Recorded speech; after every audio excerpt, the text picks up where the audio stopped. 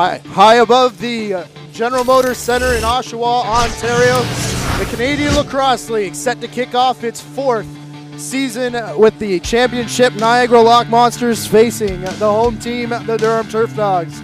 Matthew Garrick alongside Steven Stamp, and all year we'll bring you JVI Sports Network's coverage of CLax. And Steven, we start another season, and all these guys that play, they've grown up in summer ball. Rules are a little different in terms of how they change, what they can check, how important our special teams going to be as they normally are first couple weeks. You know, you see it every year in CLax, players getting used to it. There's been a lot of turnover, a lot of talent coming through the draft, so there are some players new to this league. Of course, you have to change coming onto the floor from the bench door farthest from your goalie, off the floor from the bench door closest to your goalie.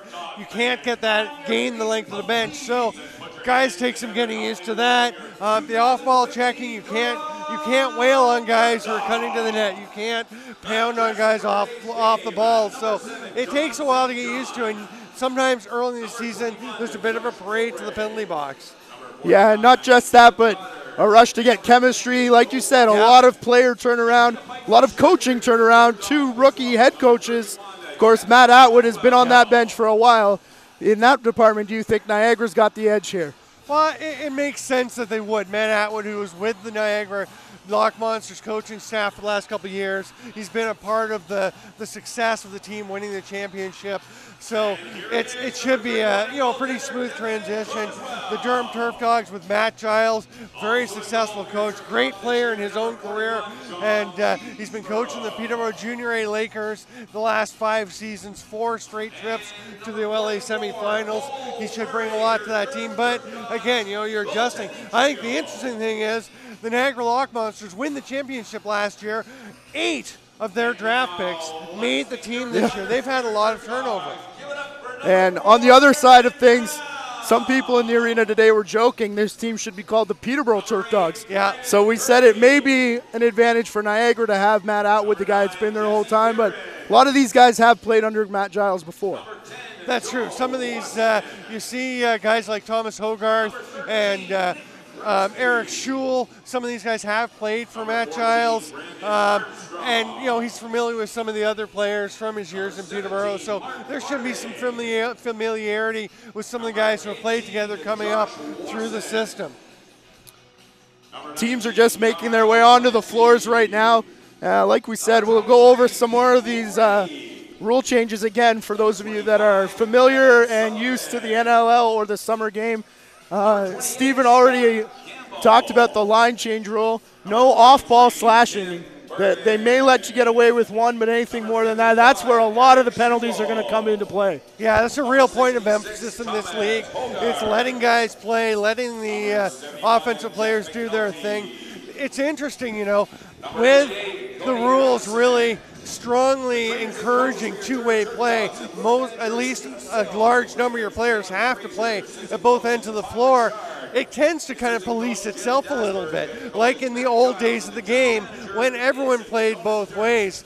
You hear old-time players say, back in the day, you didn't just sit there and wail on a guy when you're playing defense because you had to go up the other end, and it was going to be his turn. Yeah.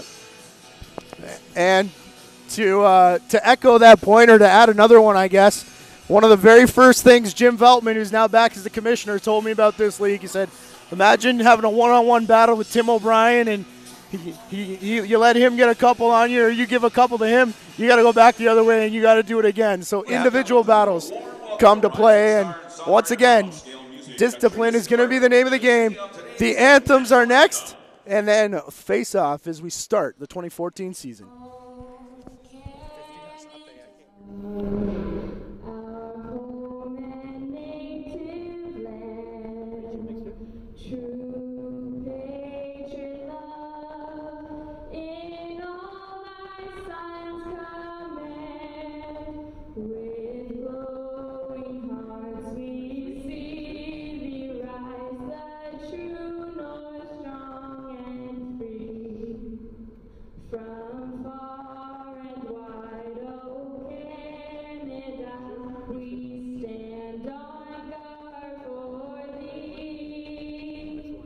God,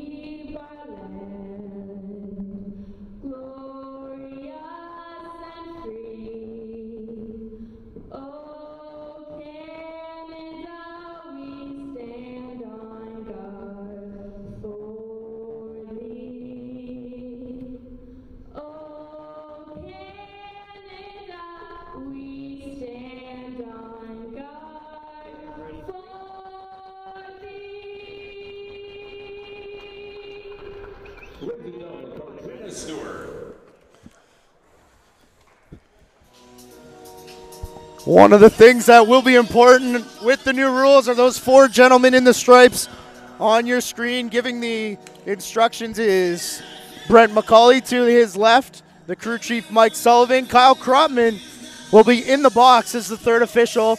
New to the league this year, just 2 officials running, and then Caden Pack, the man with his back to us there, he'll work the 30-second clock. It's going to be an interesting battle today. As we said, a lot of turnover on both of these teams. I hope you guys can hear us because I can't hear anything. It's pretty loud in here. It's definitely loud. Rod Messer's trying to get the fans going. And a lot of the focus this year, if you're watching us at home, is going to be the in-game excitement. The video board's up. The in-seat host, we've already given away a couple T-shirts and prizes today. So if you've never been to a game, this is the year that you got to get here. Yeah, come and watch. The quality of the lacrosse just keeps improving. There's the Brian Campbell jump.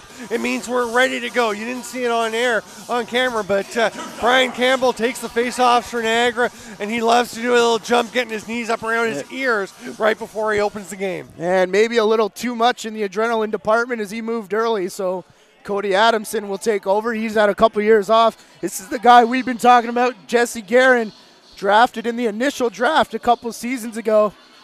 But his first taste of CLax action as the ball rolled out of his stick and a turnover for the Lock Monsters. Yeah, and Garen Akido had 121 points his final year of Junior A with the Peterborough Lakers, one of those Peterborough guys on this team. He scored over 50 points, 4 straight Senior A seasons, starting with Ajax, and he is a difference maker running the show on offense. Christian East takes an outside shot that rattles the glass in behind Cole Murray starting for the Turf Dogs.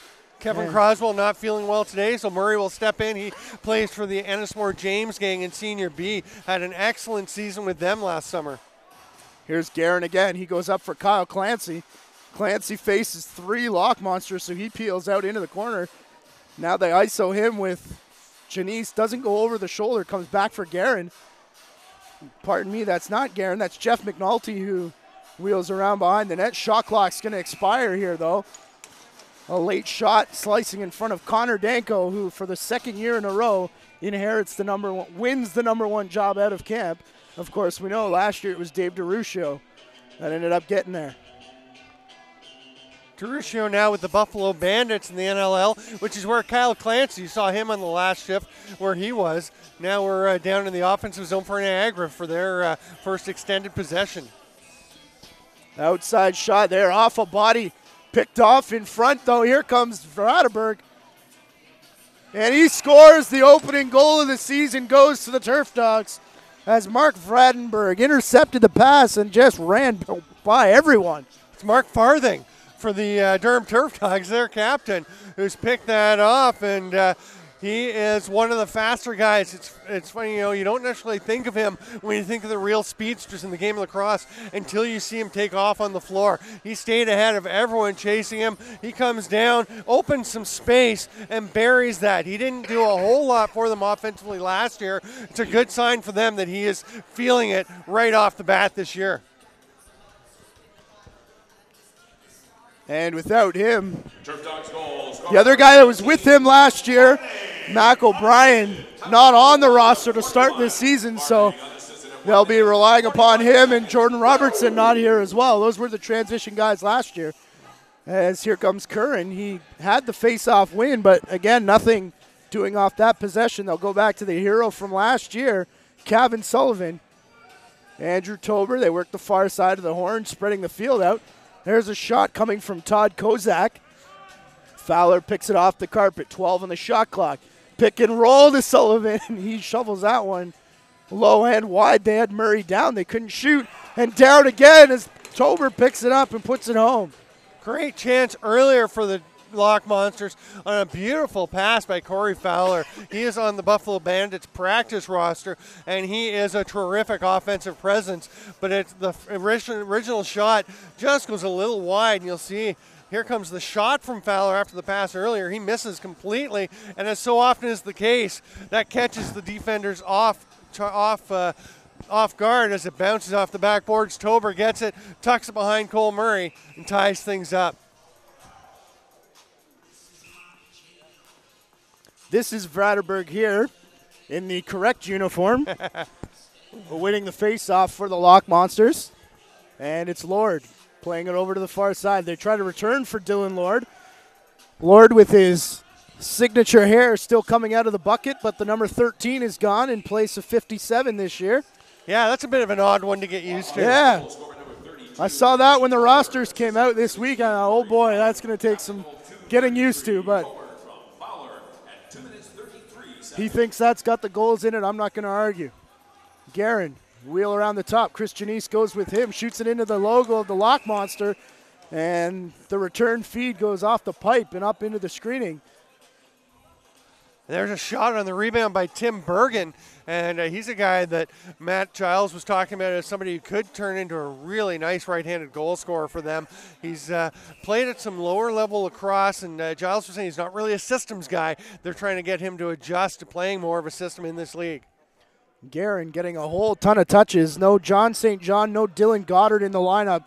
Those are the young guys that make up the left side for this Durham team, of course, with DeFrancesco out. Here's an off-ball slash call. We heard 2 whacks there from Cody Adamson. Pardon me, rather, Gage Board, one of the new guys, like we said. And that's going to send the Lock Monsters out. Shot from the outside off someone's bucket. That off the stick of Nick Grasby. And I think you can see Mark Bradenberg going to the bench, adjusting his helmet after taking that shot in the head. And it will be the first penalty of the season. We're going to go straight to the power play, as Gage Board has taken the slashing penalty. He was one of those draft picks for Niagara. 5th overall. Vradenberg was 6th. Zach Boychuk, their back goalie, was the first backup goalie, the first pick. Mike Melnichenko, he's number 27, was their second pick. But right now, we see the Durham offense out for the power play. And they're all solid picks, too, as if they weren't good enough. Yeah. Up for Guerin. Over to the far side. They try and work around the entire horn here, where it's finally dropped down on the carpet. Tim Bergen, the quarterback man last year, becomes the low man here for the Durham Turfdogs, as he was the quarterback man for the Lock Monsters. Outside bouncer shot. Coming there trying to beat the shot clock. They can't do it. So the Lock Monsters will take over, and Campbell will give it up to Fowler. Fowler's got 5 seconds now to get it over the second line. He does that. He's going to go for goal here. No, he won't, but got to watch the over and back as it pushes to the restraining line. Yeah, another CLax rule. You have the 10 seconds to get over center, just a further 5 to get, as you said, past that second line. Fowler doing a nice job and tosses it over, but it's picked up by Farthing. Here come the Turf Dogs. And no real argument from the Turf Dog bench. That play was right in front of them. He was dangerously close. As that one, I thought he may have gone over and back, but as we said, right in front of their bench, no arguments. So even if he had, they may have just gone play on, because Farthing picked up that ball in midair. There's a shot by Jesse Guerin, and he is largely a facilitator, but he can shoot, and he has let a couple rip from the outside already. Jeff McNulty up for Guerin. Continue to work that far side. Now a switch, bringing Bergen up. Guerin again, over for Kyle Clancy. Back for Bergen, he's looking for McNulty. That pass stolen away, though. Justin Pitchell is going to run out over center. He clears the 5 count. And now Pitchell's going to go for a run. Shot clock does continue to run here in the Canadian Lacrosse League. Dylan Lord close to the over and back stripe. And now they're going to try and push him back. Wheels around 2 defenders, though, straight into Josh Wasson, the third. And he's the man that does jar the ball free. Josh getting reunited with his brother Joe sometime later this season. Not today, but the last time they did play together a couple years ago with the Toronto Shooting Stars, now defunct, but yeah, they'll be back together. And another possession where the ball bounces around for the Turf Dogs. I think Matt Giles' early message is going to be keep the passes crisp and short. And you just saw Thomas Hogarth watching Mitch Dumont. He's big number 66. He's got the knee brace on the left knee and the wrap on the right knee. He's a defender to keep an eye on with a shot from Lord from the outside. But Hogarth is an excellent defender. Matt Giles said he steps into the league as one of the best defenders in CLax already. It was a high shot on Murray, and he went low. But it was just over the top for Dylan Lord. Justin Pitchell goes to work on his man in the corner as the last couple Turf Dogs take to the floor. Kyle Clancy on the half boards for his wingman. It's Sullivan there. Nevin Sullivan and Kevin Sullivan. That's going to get messed up at some point today. Get the drinks ready. And Brian Campbell plays defense, gloving that out of the air as Danko. They've got one man trying to run back. And a nice job to get down there and catch up. That was Nevin Sullivan giving chase to Todd Kozak. And Kozak's not a slow man either. But Sullivan almost ran past him on that attempt. Here's Guerin again. Under 8 minutes to go. Once we reach the 7.5-minute mark, our next stoppage will be the officials' timeout they take here in CLax. And now we got a bubble coming up in the carpet as Guerin over to the far side. McNulty stirring up trouble in front. This ball comes in, wheeling away. Tim Bergen down on the crease, the quick shot. That's normally Scott DiFrancesco. Normally works as well. This time it does not, though. Bergen threw it as though DiFrancesco was there, and Guerin had to jump up high to get it.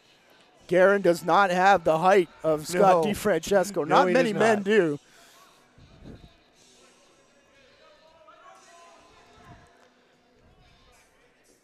Of course, Scott DiFrancesco would have missed this game anyways. We're not sure if he's not on the roster or just missing due to a one-game suspension picked up at the end of last season.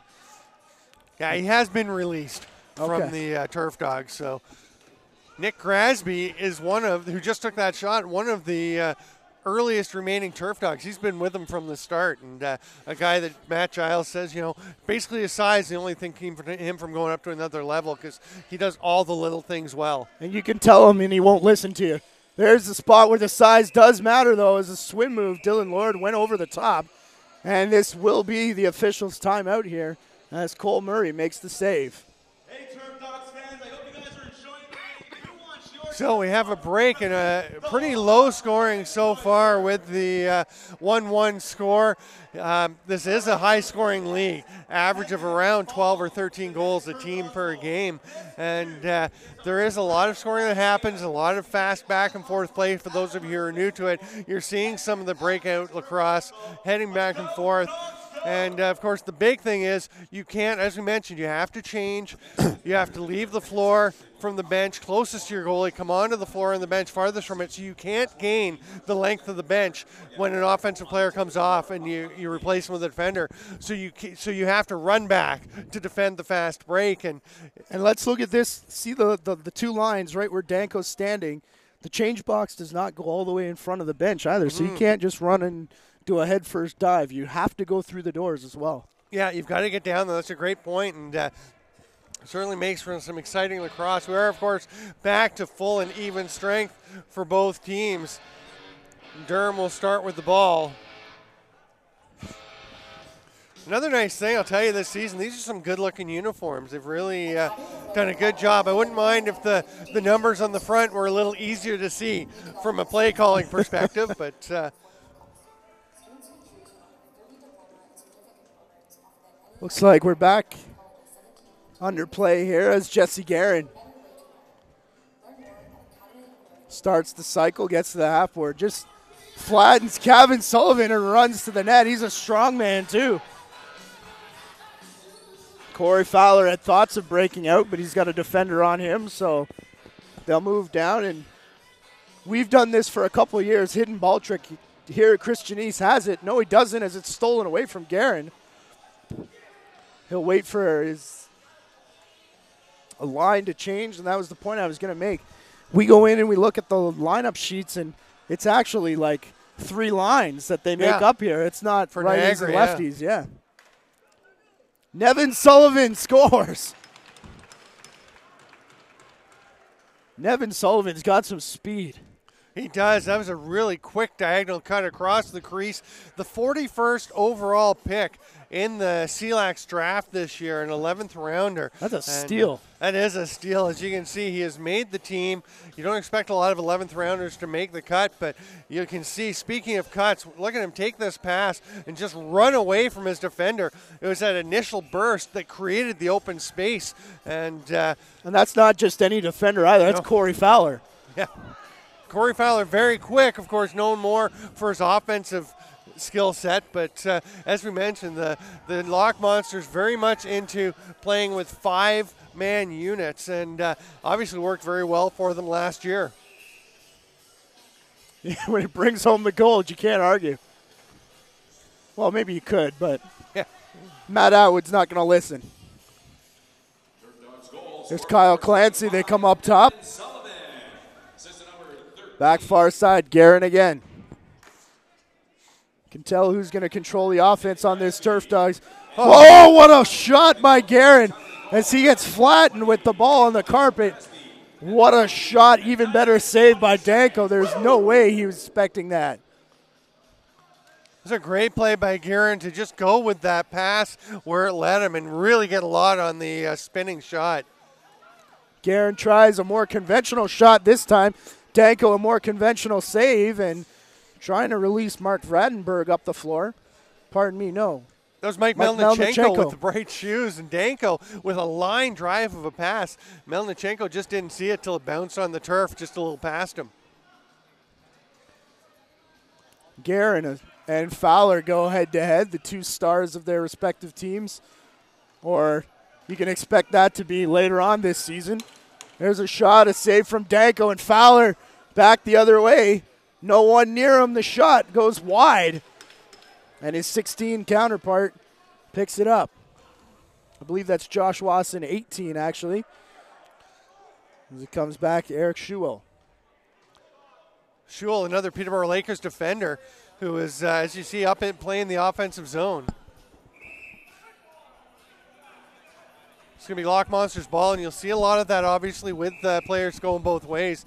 Guys who aren't that familiar with the offensive zone getting a chance to go up and do it. And we've seen some guys really do some good things. Tyler Burton last year, I think, was one of the prime examples. He and Jimmy Purvis were some of the leading scorers for the Southwest Cyclops.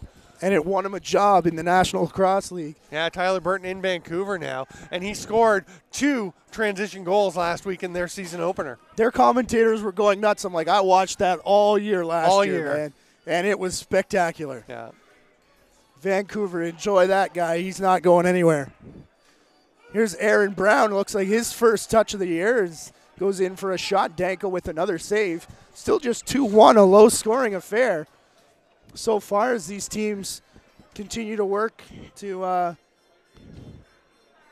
figure out their chemistry down on the floor. Again, final rosters only came in on Tuesday, so most of these teams just won practice with the be-all, end-all that will be their rosters. Lock Monsters work off the half boards. There's a shot just trying to beat the clock. Murray makes the save. It's picked off the carpet and jogged out here by Curran. Bryden Curran gets it to McNulty. They work for Grasby. Grasby finds Clancy coming off the bench. Clancy thought shot, but right in his face was Devin Sarter. And Gat goes after the ball carrier here. They're calling for a shot. Grasby lets a sidearm one go. It bounds off the backboards and all the way up to center. That's where the Lock Monsters will take over after the 30-second violation. Yeah, Devin Sartor, another example, the 40th pick overall by Niagara. And you think you're picked 40th by the defending champs. What are the chances of making the squad? But he just came in and worked and made it. And how many of the guys in front of him aren't in this league? Mostly because they've got jobs in the NLL, but all those draft picks that some may say were wasted on guys who weren't going to make it. Brandon Armstrong, 17th overall pick for Durham, steps into the crease there, so it's turned over to Niagara. Crease rule is very much the same in CLax as in the NLL and in MSL. Christian East beats Schuell around the corner and then lost the ball trying to shoot. So it goes out into the corner. Tober sends it for Dylan Lord, and he's drilled down whoever the cutter was, Christian East, and then was that a chop from Schuell into the leg of Dylan Lord. And Lord draws a lot of these kind of penalties. And Lord's going to stay on. He's the top power play man. And I don't know if there's much of a hate on between Schuell and Dylan Lord. Dylan Lord We get along great with him. Off the floor, he's a terrific guy, very good guy to talk to. But on the floor, he is definitely one of the most hated men in CLax. He has a history of getting people very upset with him. He and Chris Atwood are the two guys that have really drawn a lot of ire from opponents. Atwood, of course, now with the Rochester Nighthawks on their active roster. You'd be sure if Josh Rise was still in the league, he'd Yes. have something to say about that. Yeah. It was this building where those two started their rivalry. The March break game where the fans were booing Dylan Lord by the end. Dangerously close to going over and back are the Lock Monsters. They got 8 on the shot clock. Brendan Tainhouse takes the shot. The race is on for the loose ball up in the crowd. There's about 4 kids all trying to race through the section to find it. Penalty killers come out here for Durham. Curran in the corner. Ron Messer lets us know we're in the final 60. And Curran, he's spoiled the first half of the shot clock. Brian Campbell's trying to draw the ball free. Get some help here, and now Campbell does come out with it. Offense as well has just 10 seconds to get over center as Dylan Lord comes up the near side. Lord for Fowler. Sarter is going to take Tim Bergen's old spot at the quarterback. Tober down on the far side. That's where Andrew Potter normally plays. But he's on his honeymoon right now, Yeah. so missing this opener. It's a good excuse. Shot rings off the face mask. Mike Sullivan goes to check that Cole Murray's okay. He's watching a 3-on-1 go the other way. Says they'll be fine if they score here. Nevin Sullivan puts a foot in the crease just as the buzzer sounds. And that'll do it for the opening quarter. As we said, a low-scoring affair, 2-1 in favor of Durham. And still 22 seconds to go in Schuwell's penalty. Yeah, it's quite a quarter. Defense is really doing a lot of the damage. And I'll tell you, Aaron Brown, as you see, another defensive player, defense first guy, got that break, did a nice job of checking to see where the opportunity was, but then fired it straight into the middle of Connor Tanko's jersey. A 1-goal game. We'll be right back on the other side of this timeout.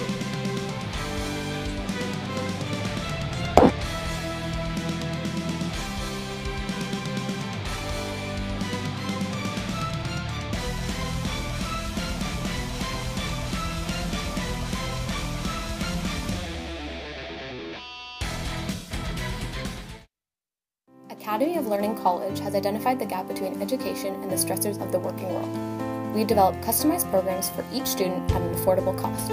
Students can choose from over 30 diploma and certificate programs offered at any of Academy of Learning College's 17 Ontario-based locations. Simply a better way to learn. Learn more at academyoflearning.com.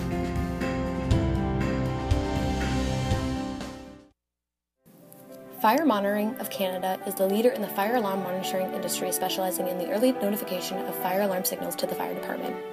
Our experienced customer service staff will work closely with you to develop the best solution for your specific monitoring needs, and our CFAA certified technicians are qualified to perform your installation quickly and efficiently. Be sure to choose Fire Monitoring of Canada because saving time saves lives. Visit us at fire-monitoring.com.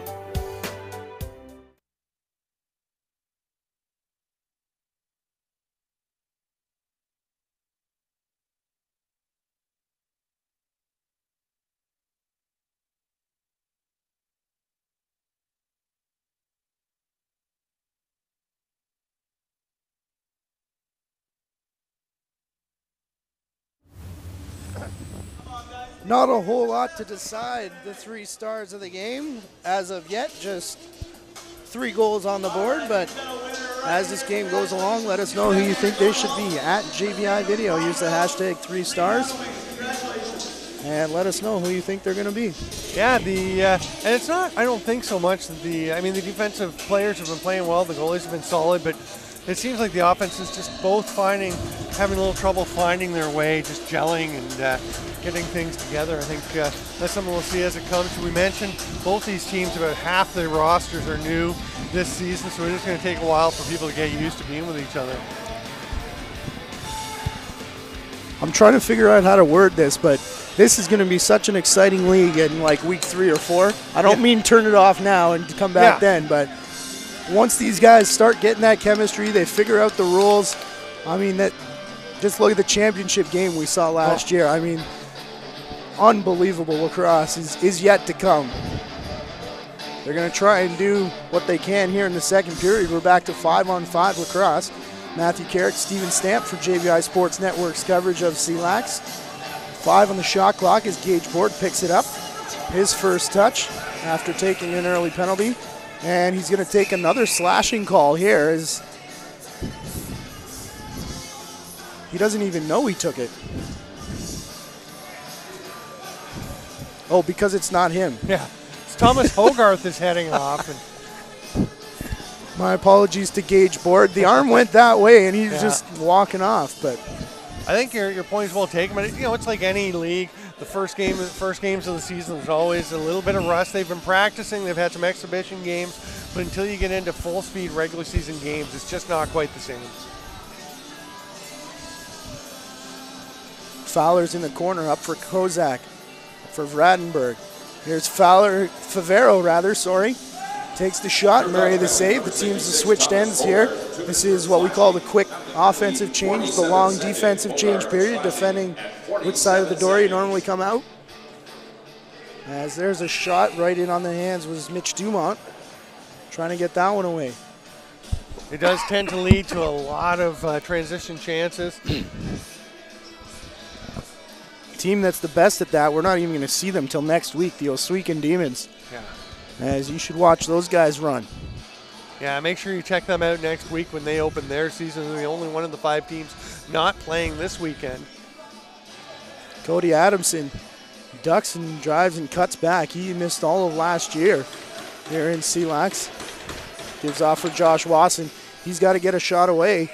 Try and extend the shot clock. Can't do it though, so 58 seconds for the Lock Monsters to take over and do something on their power play. Todd Kozak will get the start. They'll put the top unit back out. They'll switch up and go to the second power play unit actually with Sartor taking the quarterback position. He takes the feed from Fowler. Kozak stays out there as he'll play both power play lines.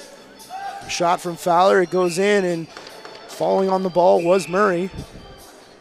And trying to find a starting goaltender for this Durham Turfdog team. They never really had one. Kevin Croswell kind of looked like he had the job and then didn't have it, but even from day one, he was pretty much the best bet. So still up for grabs on this Durham team, and Cole Murray looks like he wants that.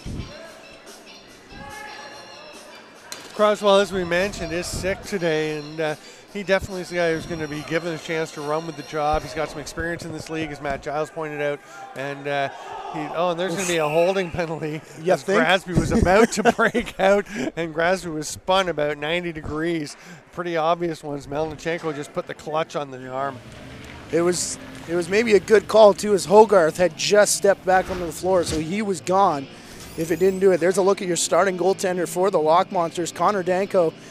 Last year, 2-1 record, .1055 with an 80 save percentage. An off year for him after leading the Lock Monsters to the best record in his debut season. Rookie of the Year and top goaltender honors, but like we said, it was stolen away last year by Dave DeRuscio.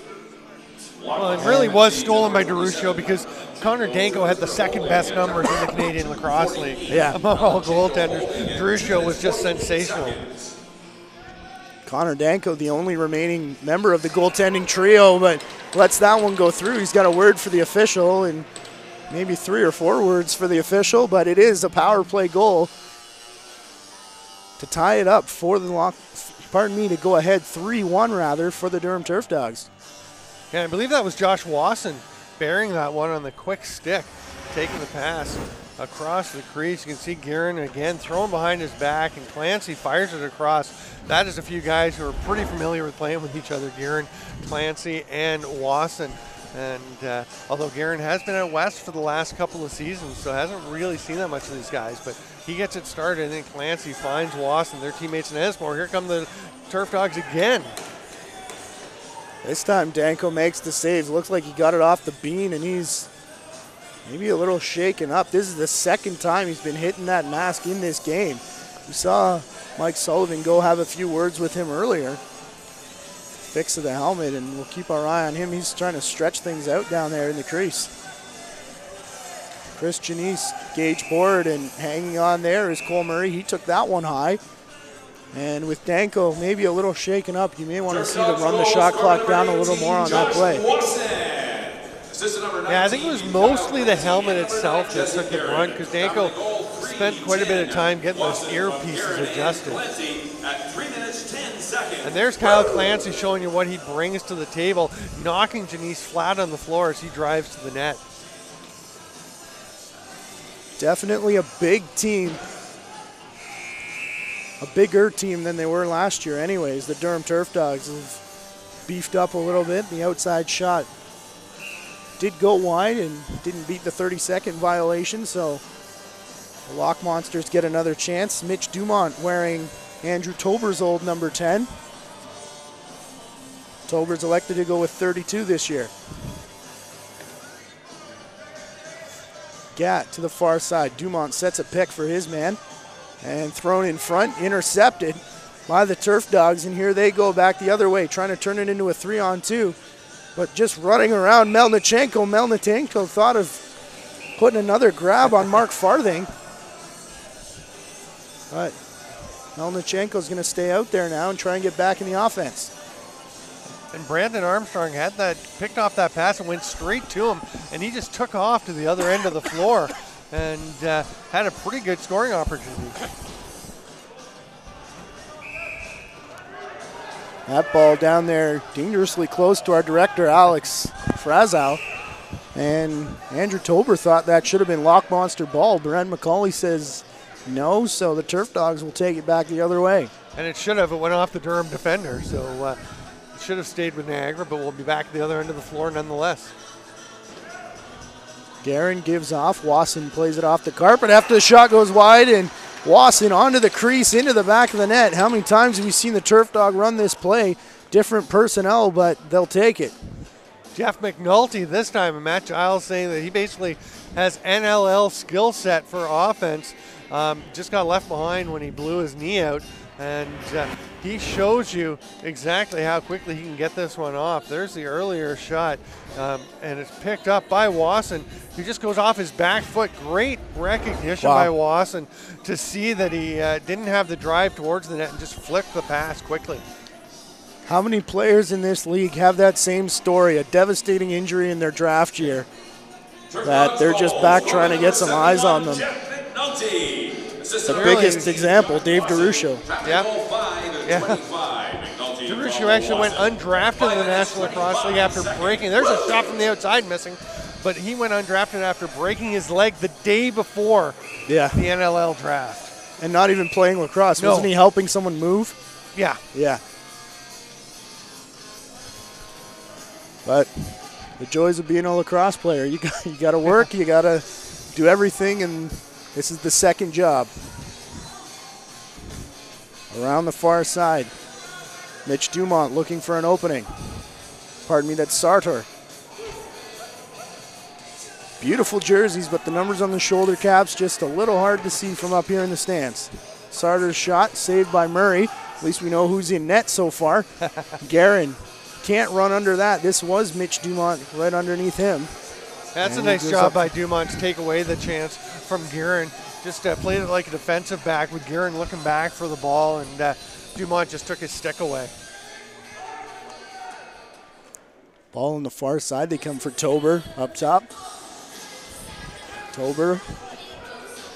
He looks for Justin Pitchell on the near side. Ball on the carpet, and they bang around for it. Kozak was in there, a bit of a late hit. Scott Gamble comes in to say hi to Pitchell, and there's, excuse me, still tied up. Todd Kozak ducking a drive. There's some jousting going on out in front. Surprised there's no slashes called yet. Corey Fowler. Jesse Guerin picks it up. He's going to run out over center floor. He's looking for help off the bench. It's very late coming, though, so Brian Campbell's going to chase Guerin out around. Now the light hasn't gone on yet, but it will now as we're in the 7.5 to play zone. Officials timeout, next whistle. We'll introduce to you our players to watch for this game. Nick Grasby cutting in, takes the shot. Where is it? In behind Danko, and they say that goes in. And this is, you can see Danko upset with that one as well. This has been the knock on him the last couple of years, that kind of lets it get away from him a little bit when he starts to get in a hole. Nice play by Nick Grasby, though. He had only 2 goals last year. Really a bit of an off season for him. But there's the great pass by Kyle Clancy. Looking like he's going to take the shot, but just makes a really beautiful touch pass. And Grasby gets it bar down. Great little touch play by Clancy and Grasby. And no officials timeout after goals, so huge scrum off the draw. Finally picked up here by Curran. He's going to go in looking for Farthing, who was set up right outside the crease. Calling for it is Cody Adamson. Yeah, Farthing wanted that ball earlier, about 3 steps earlier. Turfdogs goal, scorer number 13, Nick Grasby. Jeff McNulty giving off there for Bergen. He returns for Adamson. Cody Adamson spinning out of the way. Kept outside. They have 5 in the shot clock. Over the shoulder shot, though. That one coming from Bergen, and nice save by Danko. It's a beautiful catch by Tim Bergen in traffic on a very short pass that can be tough to pick up. A very skilled player. The Niagara Lock Monsters noticed him playing against him at the President's Cup. He was playing for Ottawa, used primarily as the power play quarterback man, but he's got a whole bag of tricks. Mitch Dumont takes a shot, and they weren't sure that that ball was still in the stick of the Lock Monsters. One of the Turf Dogs had ran almost the length of the floor. Took a defender with him. Here's Sarter. Everyone's back inside the restraining line now as Guerin gets picked out of the way in front. Melnichenko, what a shot by Brendan Tainhouse. A guy whose name we haven't called so far, but a huge addition to this Lock Monster team. Brendan Tainhouse in front, the shot, it skips through the legs of Murray, and Gatt has a few words for his defensive mark after he gets the second goal of the game for the Niagara Lock Monsters. Dustin Gatt, another St. Catharines guy playing for this Niagara team, and finishes nicely after taking the pass from Brendan Tainhouse. You know, they really expect Tainhouse to bring a lot to this team, starting with just the professionalism he brings to the floor. Having played in the NLL for a while, Matt Atwood was full of praise for the way that he has conducted himself. And if he can do some more of this, too, they're going to really like it as he just bounces off his man and hits the cutting Gatt. That is a great cut by Gatt to get open, and Tainhouse to find him right at the perfect moment. And unfortunately, we missed a huge hit on Brian Campbell off that faceoff. Just as he picked up the ball, he got run right over. Corey Fowler, he gets filled in by Campbell after unloading. Kozak has to go in behind the net. Shot clock under 10 as Wasson chases him. There's the shot, and then diving straight towards the goaltender. You can dive through the crease, but it's got to be away from the goalie. So that'll bring a stoppage in play on the crease violation. And finally, the officials' timeout. I think we're actually, as we go to the players to watch, maybe a loose ball foul as Kozak was helped into the crease. The Kevin Sullivan you mentioned, he was the guy who scored the big goal last year. The overtime winner in the championship game had just 1 goal during the regular season. Couldn't have got a bigger one in the playoffs. If you're going to score 1, make it count. And here it is. As you can see, this is in overtime. And it was Andrew Potter on the far side. Drew the 2-on-1 with Roger Weiss. Defender went to the ball carrier, forgot about shooter, and party was on in St. Catharines after that. And Kevin Sullivan himself said, I would have covered Potter as well. I didn't think he was going to pass me the ball. Well, we showed you 1 goal all season. That's right. Durham Turfdogs, Tim Bergen. You talked about how he played a big role in the power play last year, and so talented out of that Ottawa region. He had 12 goals and 8 assists, and he is a guy who has a pretty bright future in this game. He's just got to adjust, as we said, to a more systems-oriented brand of a game. And it'll be interesting to watch him get used in a lot of different situations. We've already seen him not just up high, but down low. He's the setup guy. He can use the shot. He can use his his moves. As we're back underway here, Andrew Tober up top, Fowler far side, and for Todd Kozak. Brendan Tainhouse, quick release from Tainhouse, resets the shot clock. And they go back for Kozak. Such nice hands for Tainhouse. We saw his quick release earlier too, and the touch pass. Now he's going to rip it from outside, but that one's a little bit off the mark, about 2 feet above the net. Tainhouse having words with Scott Gamble in behind. Those two have been matching up for quite a while down there, as Murray makes a nice bounce pass up to Clancy. As we set off the opening, the individual battles, as we're deep into the second quarter, they're starting to come to life here.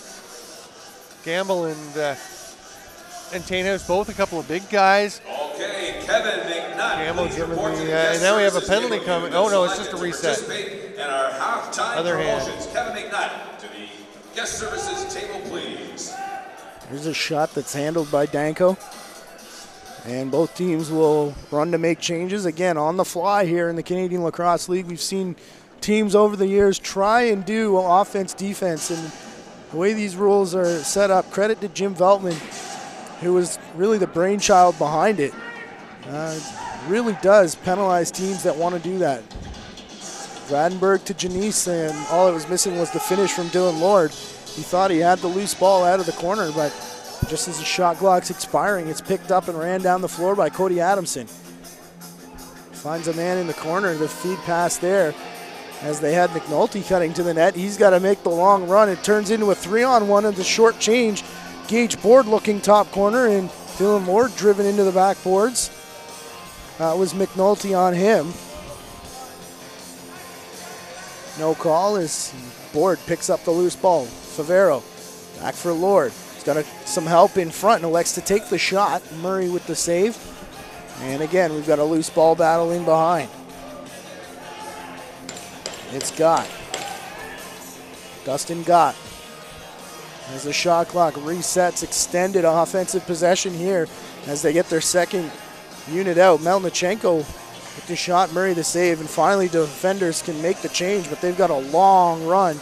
So the veteran Aaron Brown slowly gets it up.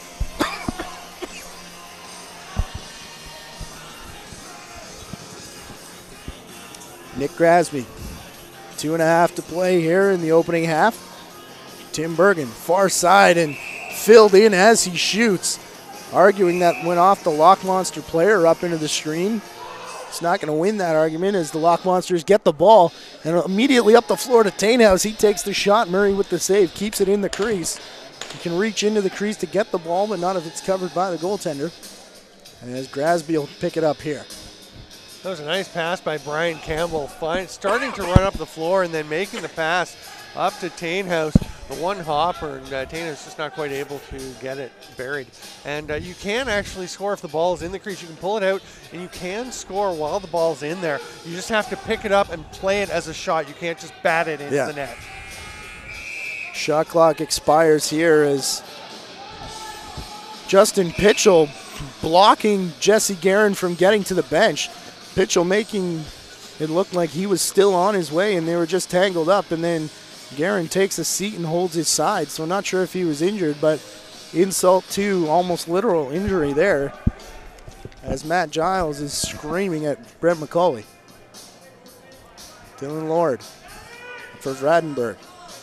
Back for Favero. Favero with the shot. Murray drops down, and Murray does a lot of that, making the save and then holding on for the whistle to make sure that his team is going to get possession.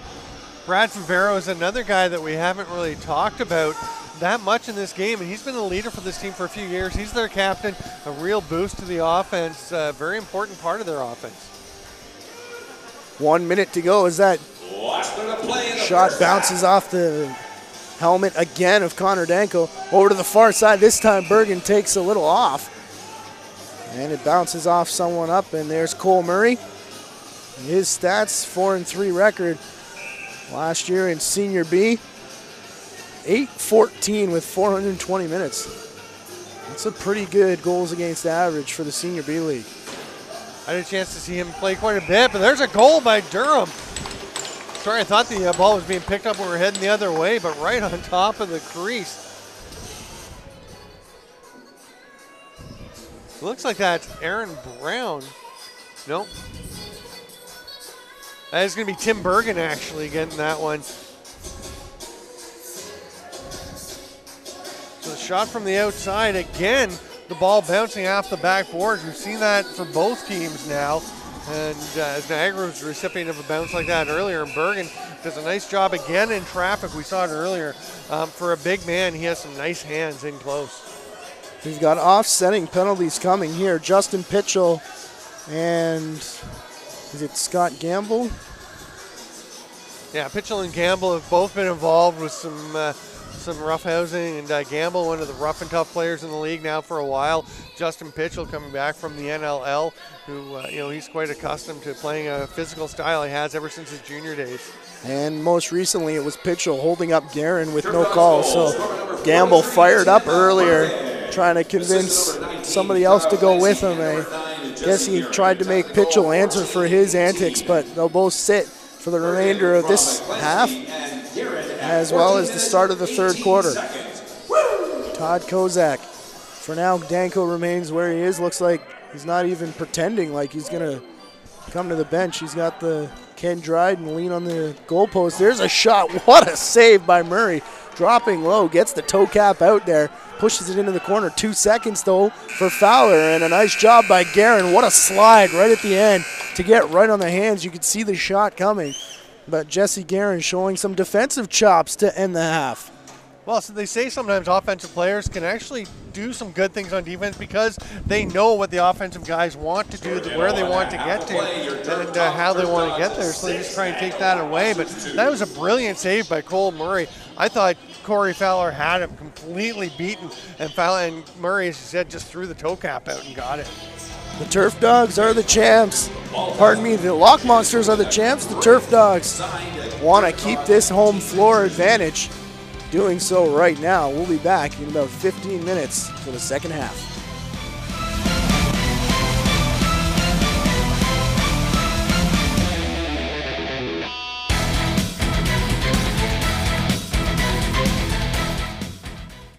Calling all youth lacrosse players, come play like a pro with Junior CLax.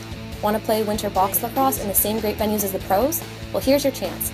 CLax operates a winter box lacrosse league for kids. Divisions range from U9 to the Prospect Division, or U18. Teams are located in Barrie, Oshawa, Niagara, Six Nations, and Paris, with games being played on the same days as the pros. Be sure you get yourself registered today, as the season starts January 2015. For more information, please visit CanadianLacrosse.com and come play like a pro.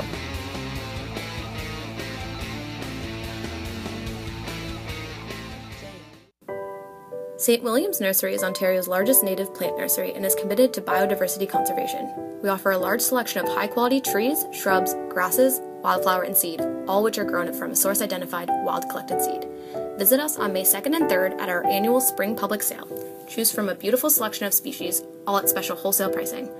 Visit us at stwilliamsnursery.com for details.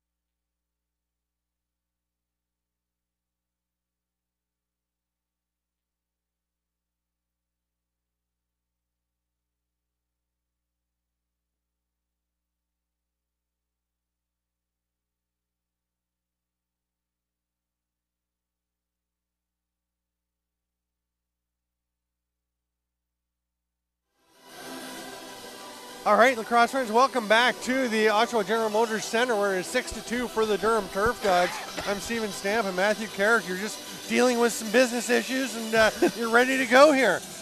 Yeah, looking for some stats, and hopefully everybody's finding everything okay. The CanadianLacrosse.com, of course, for our feed here, for everything CLax, and of course to get your tickets. Tomorrow's the next game up in Barrie. Steven Stamp, Ron Ruff will have our coverage, but if the previous seasons up in Barrie have been any indication, that place is going to be rocking tomorrow.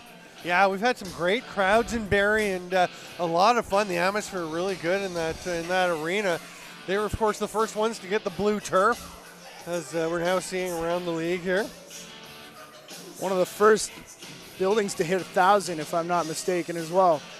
They were. That, and the other was Coburg, actually, when there was a regular season game played there. There's a shot from in tight by Brandon Armstrong, but it's going to be Niagara ball as they try and come back from a 6-2 deficit. First annual CLax road trip. I'd love to see that again. I think if it could work out, I think Coburg was a great site. And of course, Wilmot last year for the All-Star game. Where are we going this year? I don't know. Someone said someone's in Cuba. Can we go to Cuba? That's Dylan Goddard away in Cuba, and I don't think we'll be taking everyone down to Cuba for a game. There's a shot there from Brendan Tainhouse. Cole Murray remains in net to our right. Connor Danko way down there to the left. There's a huge collision in behind Murray. Starts the counterattack for Tim Bergen. Nice job by Tainhouse to change the angle by going down low for that shot after taking the pass right on top of the crease, but Murray has been equal to pretty much everything they've thrown at him. Cody Adamson to the far side. Cutting back. Trying to cut his way in. Kyle Clancy. Picked off the carpet in stride. Devin Sarter, 2-on-1. Nick Grasby, the only one back. And the shot finally comes there from, I believe it was Mitch Dumont who shot it wide. They've got a man in behind everybody, Jesse Guerin, as that goes off the shoulder cap of Connor Danko. Big save by Danko. Guerin had him dropping, then went high, and just getting a piece of it was Connor Danko. Comes Kozak. Tober sets the pick for him, so Guerin had to slow up. The shot finally comes from Dylan Lord. Murray with the save, and then Chris Janice runs through the crease. Or at least I thought he did. It was Kevin Sullivan who I thought it was. But the Lock Monsters retain the ball. His shot misses everything before hitting the back glass. Retreating to play for it before it crosses the over and back line, Corey Fowler. He's got a man on his back and a man sliding over to take him out in front. Still hangs on to the ball. Tober, that shot tips in front, almost ended up on net for Cole Murray. He was looking to pass over into the corner. Great hands by Nick Grasby getting that ball, knocking it loose, and then scooping it away before Todd Kozak could do anything about it. Here's Pete Rennie slowing things down. One of the, as we said before, last remaining transition superstars on this team. Russell Polton has gone north to Barrie. See him tomorrow. There's Josh Wasson over to the far side. Barrie, of course, at 2 p.m. taking on the Southwest Cyclops. Both of those teams with pretty revamped lineups. And we've just received a tweet from the coach of the Barrie Blizzard for tomorrow. The captain of their team will be Spencer James, the veteran. Colin Boucher and Jeff Griffiths wearing assistant captain A's. So that is up to the moment information. Breaking news here on JVI Sports Network. Vradenburg rings one off the pipe. A long time for a delayed penalty call. The offsetting minors to Pitchell and Gamble will expire. Pitchell takes off before Gamble can share any more words with him. Nevin Sullivan takes Gamble's place, and it'll be a power play coming up for the Lock Monsters, who still trail by 4. And I don't think anyone saw this. We knew Durham was better, but my goodness, up 4 on the champs at halftime. Of course, Niagara losing a couple of exhibitions. I shouldn't say of course. Most people don't know about the exhibition games. They're fairly low-key affairs. but Southwest winning a couple against the Lock Monsters. They haven't really seen a lot of success yet this far this year. Kozak stepping into a shot. He had the top corner in his gaze, but Murray very calm in the net. You can see that as he moves to his right, makes the save. Another shot attempt from Bradenberg. That goes off Hogarth and into the corner. He shakes out the right arm now as Dylan Lord picks it up. 12 on the shot clock. They come back for Kozak. Todd Kozak looks past, takes the shot, and again, Murray square to the shooter. He's played a very strong game in net. And then Hogarth drops Bradenberg to the carpet, no call. Hogarth ends up with a 2-on-1. Can't do anything with it though as Brendan Tainhouse ends up with the ball. Lord for Bradenberg, fakes right, goes back left. My goodness, diving through, what a goal for Bradenberg. Nice goal by Bradenberg, and a great pass by Dylan Lord. Initially, Lord, as you watch the replay, you'll see he takes a look at Brad Favero, sees the defender is sliding down towards Favero, or at least inching towards him. So he hits the trail man. Nice patience in that situation with what was basically a 3-on-1. And Lord with the beautiful setup. Bradenberg just the diving across. As you said, you can dive across the crease as long as you're not heading towards the goaltender. Niagara gets a goal to get back within 3, and they get the ball off the faceoff. Mark Bradenberg with the highlight reel, the best goal we've seen so far in a young season. Although that Wasson pass across McNulty was quite pretty as well.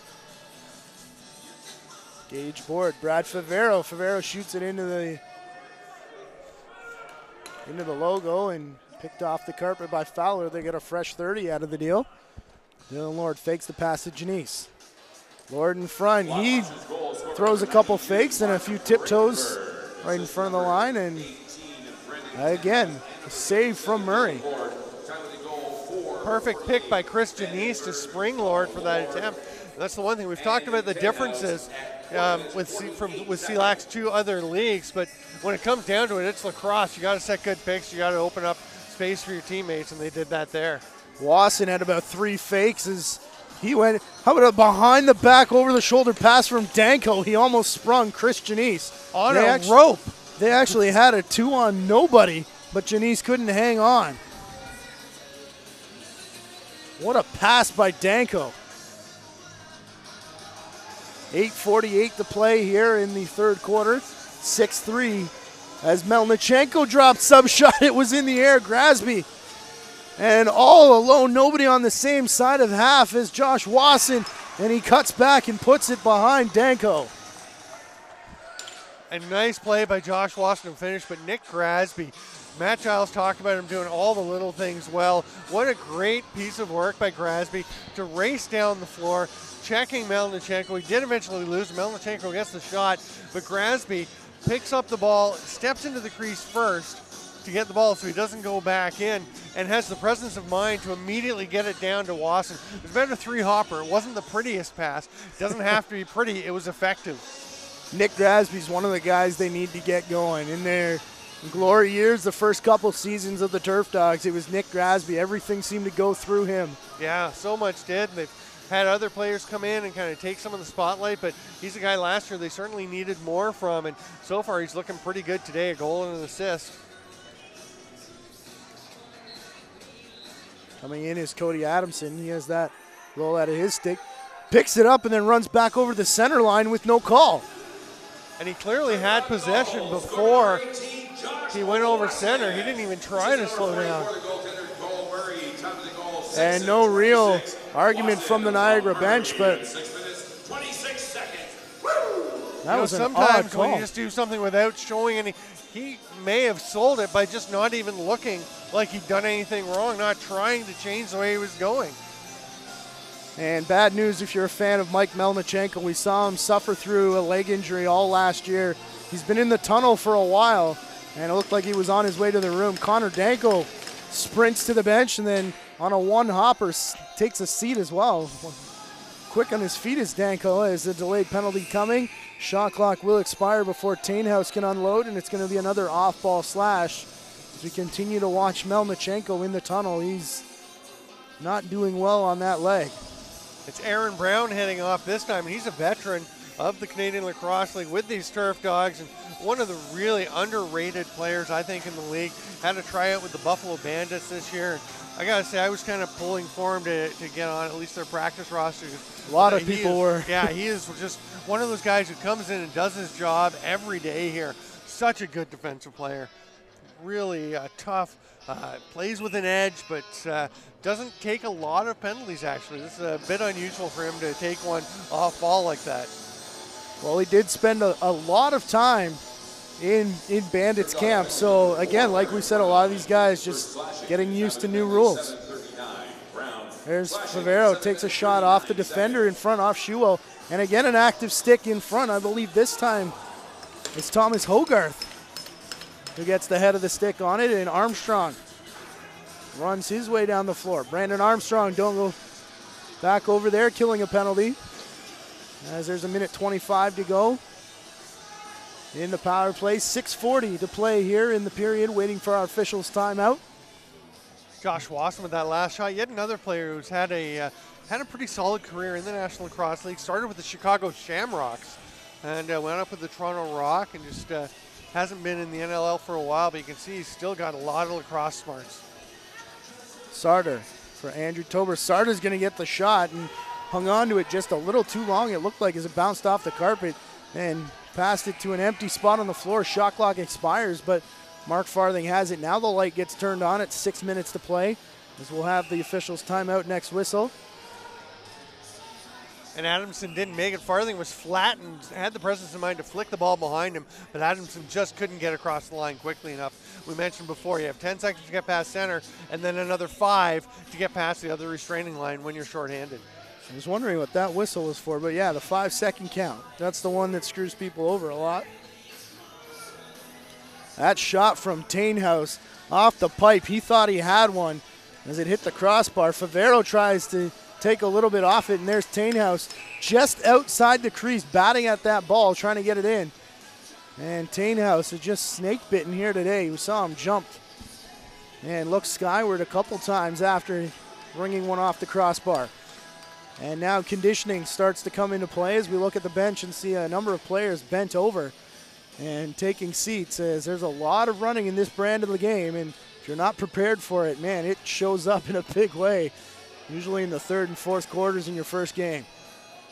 Aaron Brown trying to make amends as he steals from the mistake from Danko. A sidearm shot right up and Gamble into the back of a player there. The trainer's still in the tunnel with Melnichenko. That's Corey Fowler getting absolutely flattened by Scott Gamble just before the ball arrived. Gamble saying the ball was there, but never got to the stick of Corey Fowler. Now Fowler has some words.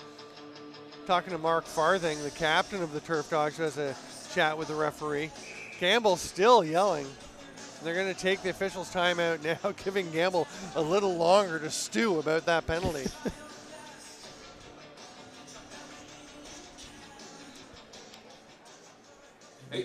Gamble's trying to make the case that he can go to the bench here for the officials' timeout. Mike Sullivan said, I don't think so. No, have a seat right where you are. The thing is, I mean, regardless of the timing, there's also a cross-check right to the middle of the back of Corey Fowler. So take your pick. 7-3, the Turf Dogs leading here as we're down to the 5-minute mark of the third quarter. And it's interesting, we had league photographer Tim Prothero was asking us before the game, who do we see, battling, who do we see being good this year? And I said, I've got a feeling about this Durham team. I like the way they've been put together. And I don't know if I thought they'd already be playing this well together to hold a 4-goal lead over the defending champs at this point, but they seem to be meshing, and all those additions seem to be working out pretty well so far. Of course, we're not even through a whole game yet, but I think Durham's going to make some noise this season. I don't know if anyone can catch it down over in the corner to the right of Cole Murray, but the Oshawa Generals bus has pulled in, and they're on their way to their game this evening, wherever it is in Ontario. A whole bunch of Oshawa Generals hockey players standing here watching. Yeah, just catching a little. Watching the game. They're headed to Peterborough. Little Turf Dog action. Play the Pete's this evening, I'm being told. Oh, okay. But before they do, they're going to snap some pictures of some pro lacrosse. Here's Vredenberg, feeds it in front, almost picked off by the Turf Dog. Now it is. And Brandon Armstrong, who's had a solid game, as have many of the defenders on the side of the Turf Dogs. And as they feed it around, in behind now, trying to kill as much of the 30 as they can. They've got it down to 10 seconds for the Turf Dogs as Gamble standing and still stewing in the bench. Shot clock down to 4 now, picked off there. And Nevin Sullivan. Look at the lineup. You didn't think he'd be one of the stars on this team, but man, he's had himself a game too. Dylan Lord takes over after the shot clock violation, approaching 1 minute to go on the power play. Corey Fowler back on the floor. You can see him wincing a few times though as he makes the pass. So Favero, don't know if he's picked that up as well, and he gives out for Devin Sarver. Overlooks Sarter now, goes for Fowler. Fowler takes the pass from Dumont. He's got Sullivan on him. The shot, just as the clock about to expire, and 2 Turf Dogs break out. It was Nevin Sullivan and Pete Rennie, but Murray couldn't find it in time to spring them free. So they peel off to the bench, and Aaron Brown clears center. Got to get over to the next line in 5, and they do that. As Brian Campbell steers him in and turns the loose ball. Chris Janice able to pick up. Approaching 3 minutes to go, last 10 seconds of the Lock Monsters power play, picked off by Nick Grasby. Well, it just bounced off the stick there of Todd Kozak, and we've seen quite a bit of that from the Lock Monsters. A little disorientation, it's not quite connecting, and it's a little strange to see from a team that, even though their game was built defense first and coming out from that last year, they were so strong offensively and just not connecting so far in this game. A lot of movement down here on the floor for the Turf Dogs. They like to, previous years, just set up and let one fly, but you can see the influence of Matt Giles already on this team after, like we said, just their first week, and I've been kind of impressed. We haven't even had to explain the penalty shot rule in this game. We haven't even come close. That's true. It happens so frequently with any time you've got 2 players in the penalty box for each team on serving minors, and there's another penalty. It is a penalty shot. If there's 2 players serving that are in the box for a team and they take a penalty, it's a penalty shot. We haven't, as you said, been close to that. We've seen a lot of penalty shots over the years. Durham maintaining control. Again, Nevin Sullivan playing a much larger role than we would have expected as a young player just coming out of the draft at the 41st spot once again. Josh Wasson over for Tim Bergen. He's pushed down and falls. Back for Wasson. Comes into the stick of Jeff McNulty. He has it turned over now, though. And off to the races, here they come. Todd Kozak has it again, but a nice job by a couple Turf Dogs to get back. Kozak flips it to Vredenberg. Gage Board works off the wall. Getting it over for Janice. Chris Janice looking for help. They're going to call Dylan Lord on a moving pick in front.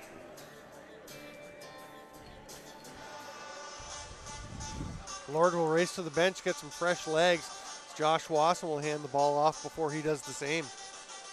And Cody Adamson will hang on, let the play develop in front of him as we hit the final 60 seconds here of the 3rd quarter.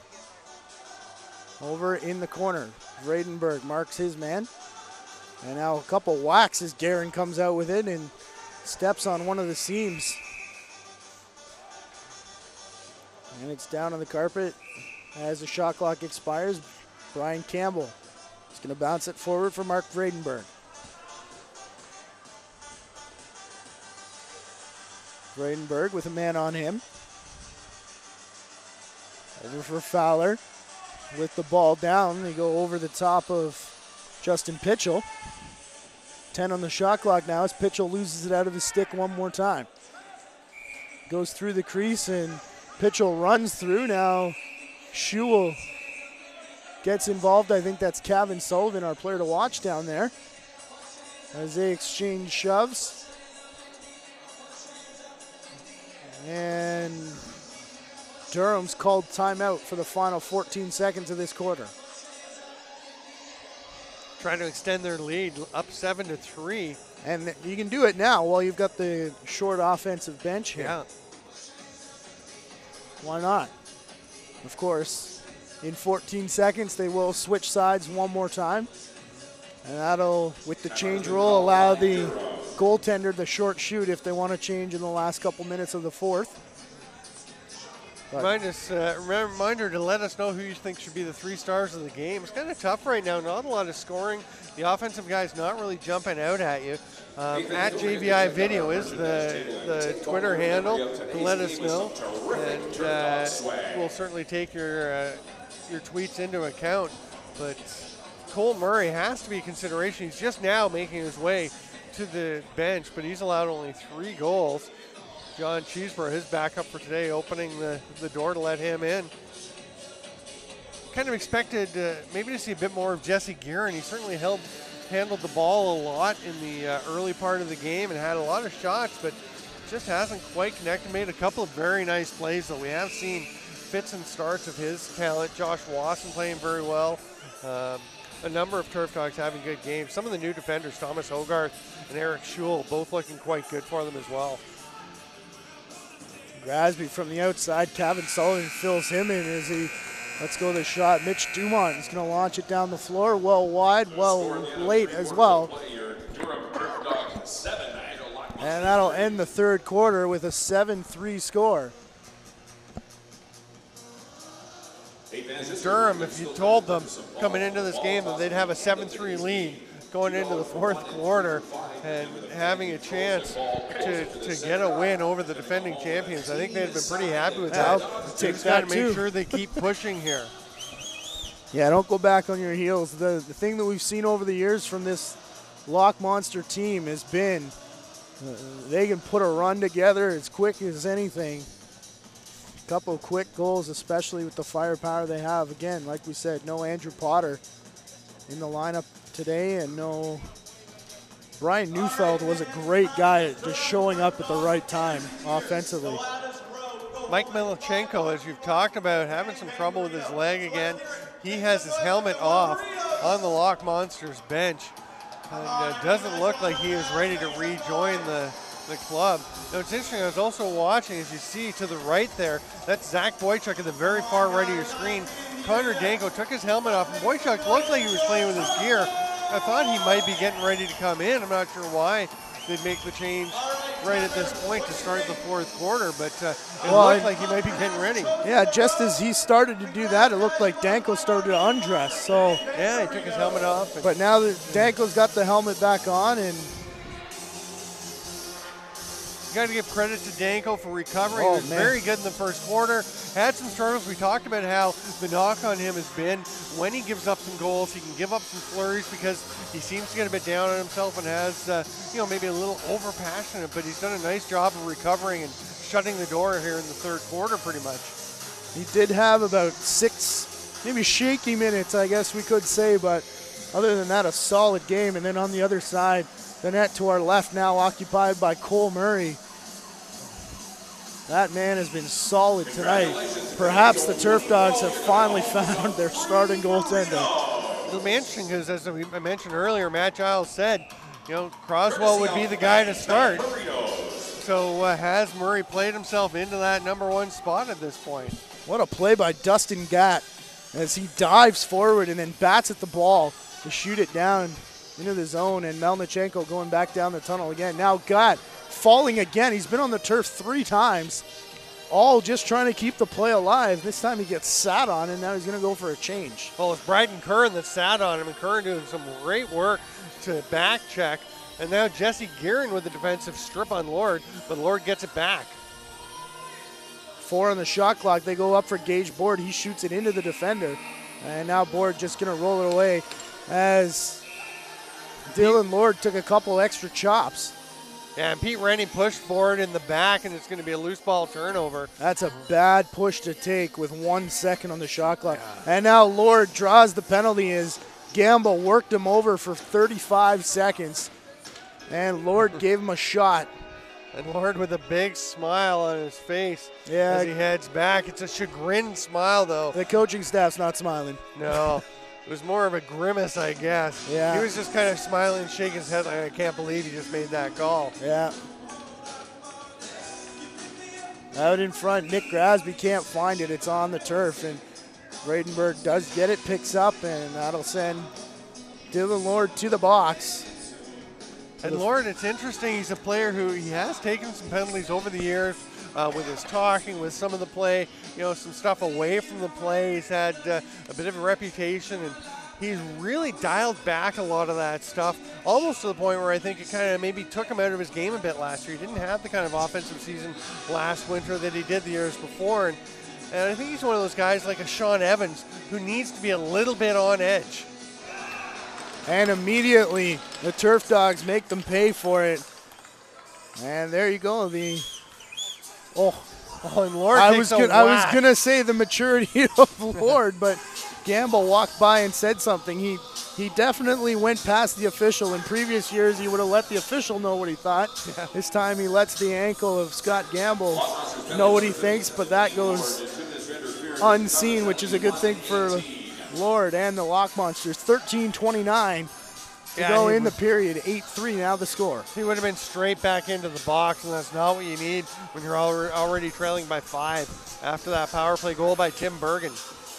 And it'll be interesting to watch Lord this year, because in talking with Jeff Dowling a number of times, he talked about Dylan Lord, and as soon as they acquired him from Brampton, he said, we're going to have to keep the reins on him a little bit and talk with him and rein that back. And to his credit, Jeff Dowling did a great job, but without him there, was it Jeff Dowling? Was it the coaching staff as a whole? Was it the captaincy? Maybe this year we'll see, of course, with Jeff Dowling stepping off the bench and taking an executive role. Jesse Gearing gets beat by Andrew Tober, but gets a bit of him on the cross check to limit Tober's shooting chance and allow Cole Murray to make a save. Nice recovery by Gearing, but Tober almost got one. Turfdogs goal, scorer number 43, Tim Bergen. Assistant number 9, Jesse Turfdogs setting up. Grasby will pass it across to Clancy. He's going to let one fly. It goes just wide to the far post and up into the crowd. They're going to say it is off of Danko or one of his Lock Monsters teammates. Durham keeps the ball. Well, if you're a fan of defensive struggle battles, strap in for the last 12 minutes here. If you're not, this is normally the league for you. We're not sure what's going on today, though. It's been a good lacrosse game. It's been entertaining if you've shown up looking for 15 goals apiece. Yeah, the defenses have played very well. Both goalies been sharp. This is the kind of game that true lacrosse fans understand and appreciate. For those of you that are new to the game, maybe not what you were totally expecting, but that's okay. Trust us when we say this is... The goals will come. They will come, and this has been great lacrosse here this afternoon. This has. There's a dunk attempt. Kozak trying everything he can to beat the shot clock. Which, of course, you're not allowed to do here in CLax. Come from behind the goal line. He may or may not know that. Certainly didn't think of it at that moment. Or maybe he did and thought they just wouldn't notice, going with the if you just do it without looking like you're doing anything wrong theory. The over and back theory. Jesse Guerin again on the half boards. Over to the far side. Look at the quick release there. Falling in front was Brian Campbell. Not sure who took that shot. It was Josh Wasson. As we went to turn around, he was halfway almost on the bench. Fowler into the corner now. Chris Janice. 12 on the shot clock.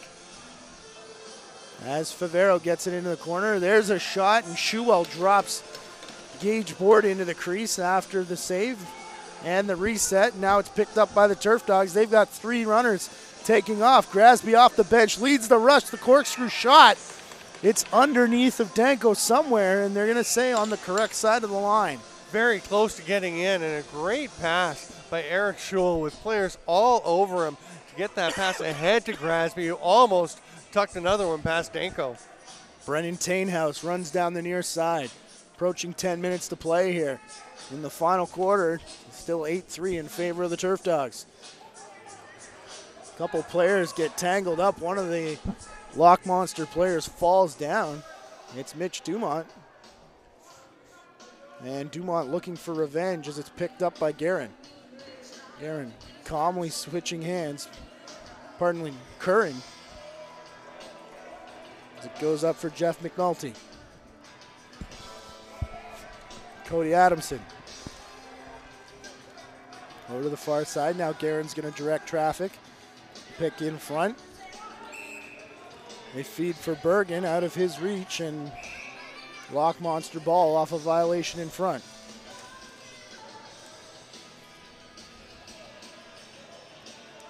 9.5 now to go as Todd Kozak looks for Corey Fowler. Fowler gets away from Guerin, a sidearm, maybe a three-quarter shot. I guess goes off the backboards, and look at the hustle there. Kevin Sullivan in behind the net, steals it away from Cole Murray.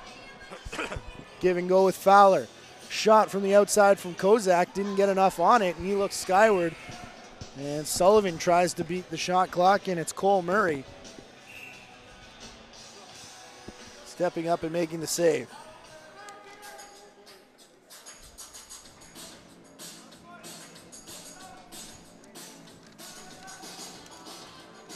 Here's Wasson.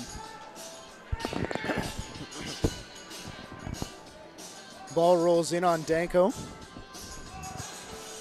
They get it over for Kevin Sullivan. Sullivan dishes off. Dylan Lord gets the double team.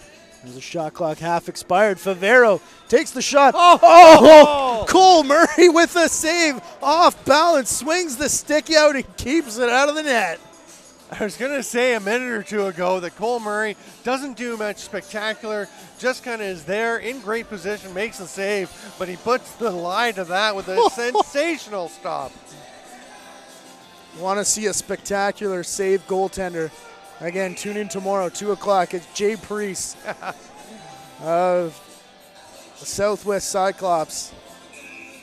That guy's always good for 2 or 3 highlight reel saves per game. Of course, they did trade for Grant Crawley from Niagara, so it'll be interesting to see who gets the nod in the Cyclops goal for That'll be Barrie. a good goalie battle to watch all season. Angus Donnelly, definitely the man for the Barrie Blizzard. They have a couple of young goalies in camp as well. Rance Vigneault and Neil Roberts completes their trio. But here we're still 8-3, approaching the officials' timeout here in the fourth quarter.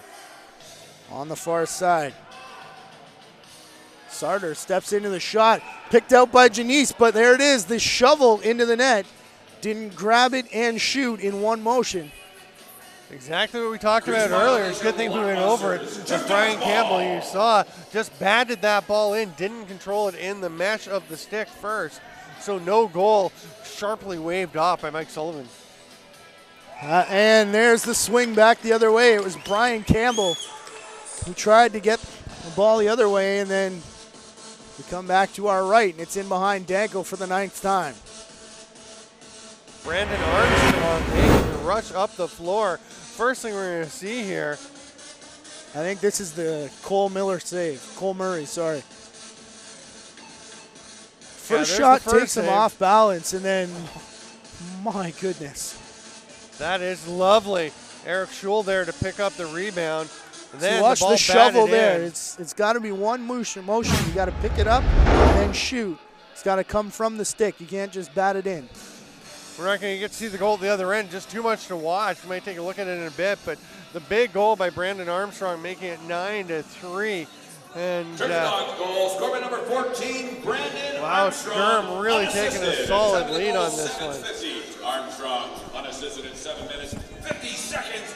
Woo! Here's McNulty into the corner now, under 5 in the shot clock for Guerin. He doesn't realize it. Now he's tripped up. It's not going to matter. As the shot clock expires, we're still waiting for our officials' timeout with 6.5 to go. And Guerin's going slow to the bench, favoring looks like his right hip. That ball bounced off the backboards over the halfway mark. And that'll be the whistle for our officials' timeout. 6:22 to go, a 6-goal lead for the Durham Turfdogs. And Matt Giles so far having a pretty much picture-perfect debut as a head coach or as a coach of any kind in the Canadian Lacrosse League. Again, join us tomorrow. We'll have the Barrie Blizzard and the Southwest Cyclops. Last chance pretty much for you to give us your opinion of who should get the 3 stars in the game. Tweet us at JVI Video. And we will take into consideration who you think. We'll be sending the word down in a few minutes to our director, Alex Frazzo. Visit CanadianLacrosse.com. Check schedule and hit summary if you want the live stats from this game. Been told that they're up on the website, as they have been all games, so it's where you can follow along live during games, and we're putting our collective heads together here. Yeah, just taking a look. Josh Watson with a couple of goals and assists. Strong game for him. Let's make some noise for your boys and get a little loud in the GM Center today. 4 assists for Kyle Clancy. Yeah, he has been passing the ball well. Oh. He's all alone on the near side. Once again, they're going to get him the ball here. Guerin picks in front. Is he picking up another? No. Guerin shoots it into the Lock Monster logo on Connor Danko. Clancy back down to play defense against Mitch Dumont, though, and my goodness, from his knees, Cole Murray. Oh, man, what a pass. Goes up Guerin in the air behind his back. Cole Murray's already he's got 1 assist anyways. He was looking for a second one. This guy can handle the stick as well. Now we're starting to see the back and forth, up and down play we're familiar with from CLax. Dug out by Gage Board. And just out of the reach of Christian East. And as we've said over the years, when you find a goaltender that can pass the ball, it definitely helps in this league. Angus Dinley is good. Joel Weber, the first year, was one of the best that we've ever seen in this league. He throws it on a rope. Real line drive passer. Of course, Danko has shown he can get the ball up there. That one earlier was gorgeous behind the back. On the outside, out of the reach of Nevin Sullivan, intercepted though by Christian East, who has it roll out the back of his stick. And it comes for Sarter. Sarter's going to take up the far side on the half boards. Under 5 minutes to play now. As Sarter into the corner. All the way across floor. Fowler drilled in front. Not able to get the shot away was Brendan Tainhouse. It's picked up again after that did hit Cole Murray. Yeah, he did get it off eventually. A big hit by Scott Gamble. And Tainhouse kind of bounced, but then was able to get the shot off. And then as Schuell ran past Tainhouse, he gave him a shot, and they call that a moving pick.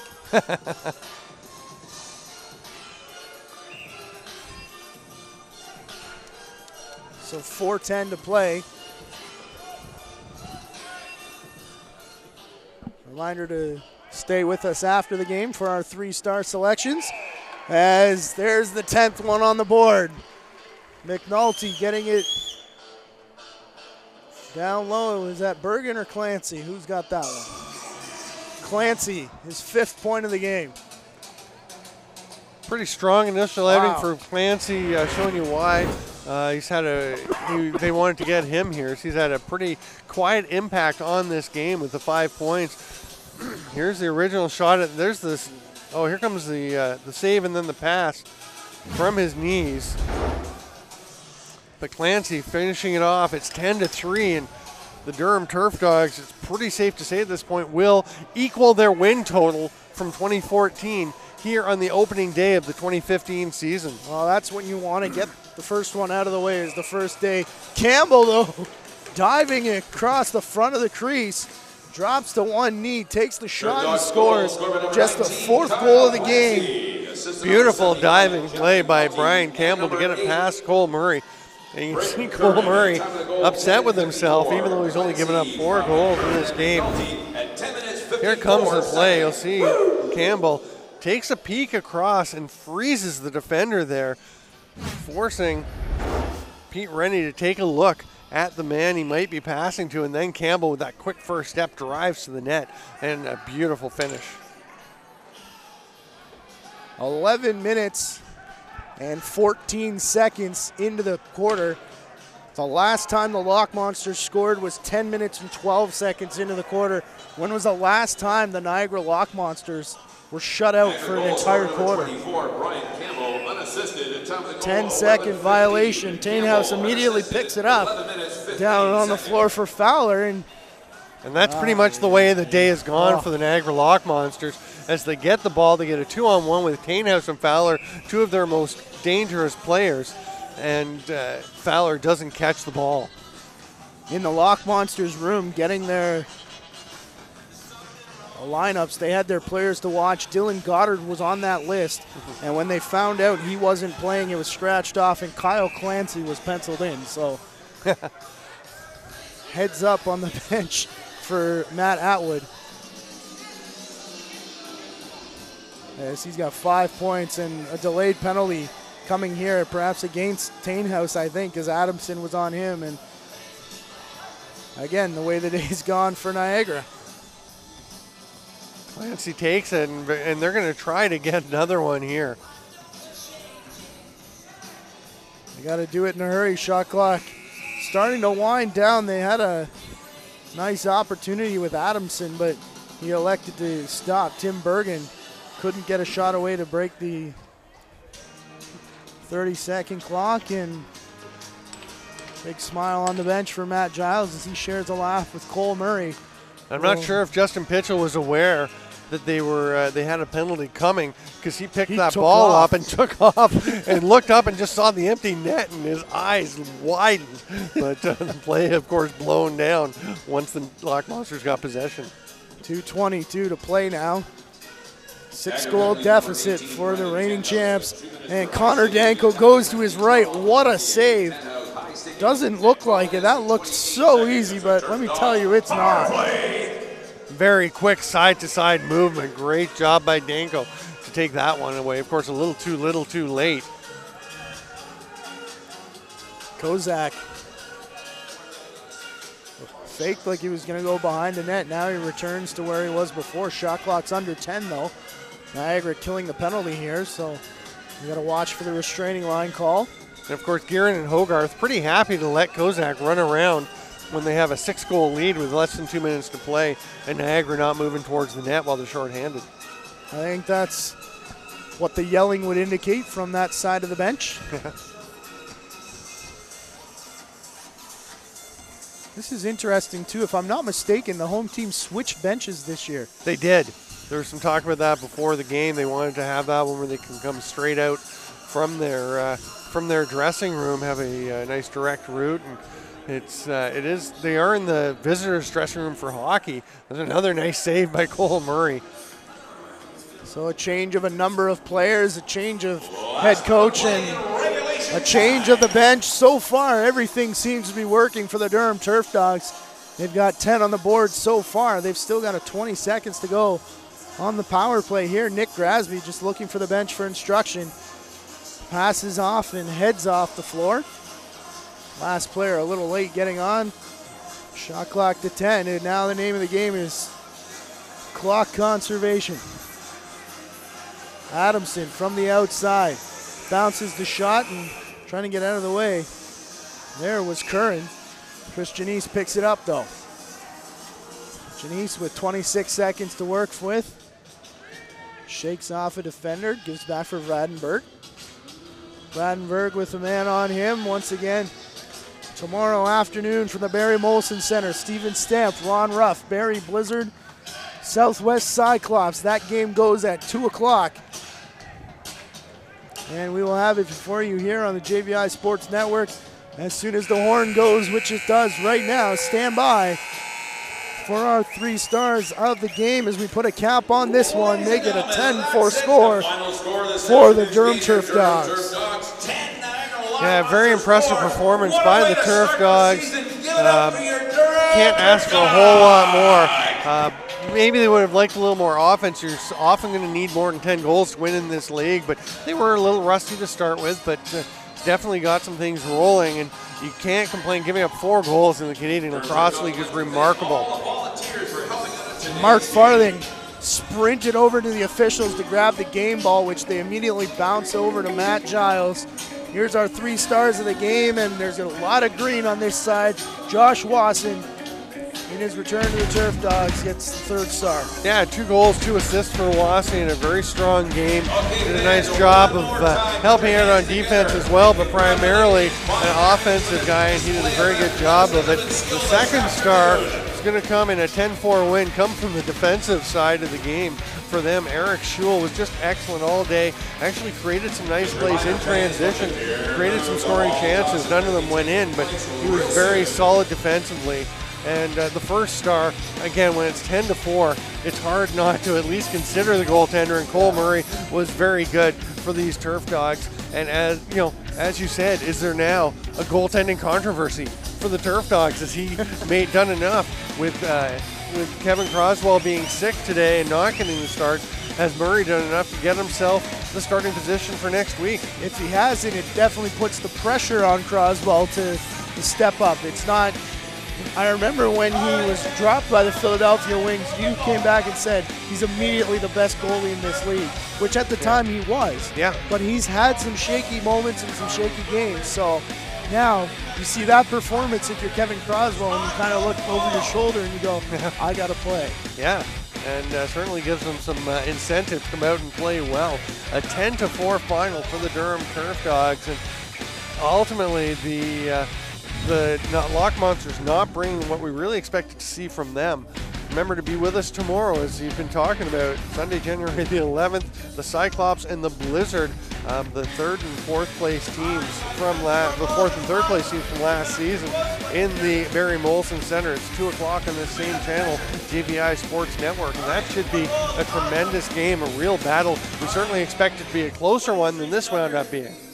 They really did a lot of contests, like we said, a lot of things happening in the building. They're giving away an autographed Turfdog jersey today. We'd love for you to watch us online, but seriously, get to Barrie and watch that game tomorrow. Our director today has been Alex Frazzo, our producer Gary Morrison. On behalf of them and everyone you're going to see on screen, my partner Steven Stamp, I'm Matthew Garrick, and we'll talk to you tomorrow, lacrosse fans.